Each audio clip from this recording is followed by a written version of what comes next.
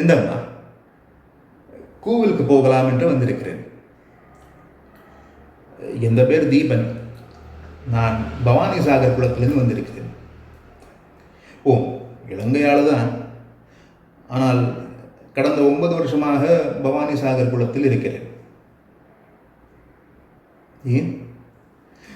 இது உடுப்பு.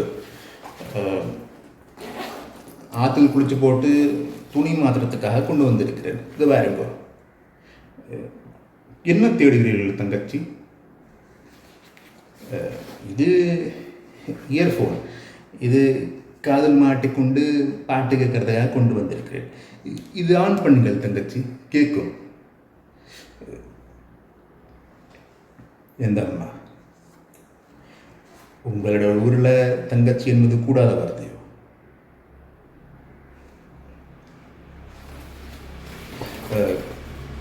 இன்றைக்கு கோவிலுக்கு போகிறதுக்காக முகாமில் பதிவு பண்ணி அனுமதி பெற்று கொண்டு வந்திருக்கிறேன். இதை பாருங்க. ஞான் என்னம்மா செய்வது?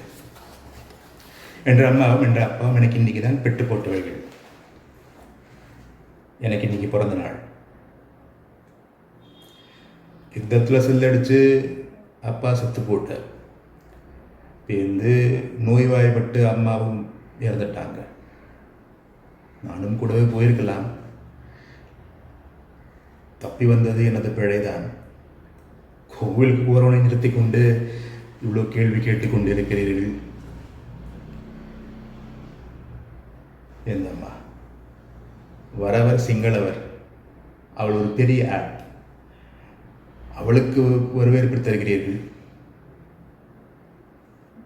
உங்களோட தாய்மொழி பேசுகிற என்னை இவ்வளோ கேள்வி கேட்டுக்கொண்டிருக்கிறீர்கள். சரி, நான் உள்ளே போகலாமோ இல்லை கூடாதோ?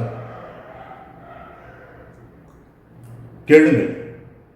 எங்களை படைச்ச அந்த அர்த்தநாரீஸ்வரரை கேளுங்கள். நான் உள்ளே வரலாமோ கூடாதோ என்று. வீட்டை இழந்து, நாட்டை இழந்து, சொந்தத்தையும் இழந்து, அகதி என்ற பெயரோட அனாதையாவது வந்திருக்கிறான் என்று சொல்லுங்கள். அவன் தன் அப்பாவா அந்த அர்த்தநாரீஸ்வரரையும் அம்மாவா அந்த வேதநாயகன் நடத்தி கொண்டிருக்கிறான் என்று சொல்லுங்கள். பிறந்த நாள் அதுவுமா ஆண்டவன் காலை பிடித்து கதறி அழ வேண்டும் என்று வந்திருக்கிறான் என்று சொல்லுங்கள். கேளுங்கள் தங்கச்சி, கேளுங்கள்.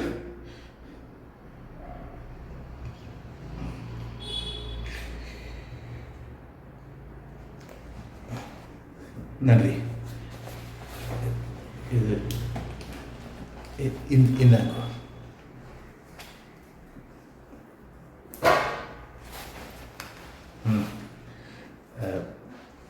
எங்களுக்கு உதவி செஞ்சவங்களுக்கு நான் இன்றைக்கும் துரோகம் செய்ய மாட்டோம். நாங்கள் அப்படித்தான். நன்றி. வாரம்.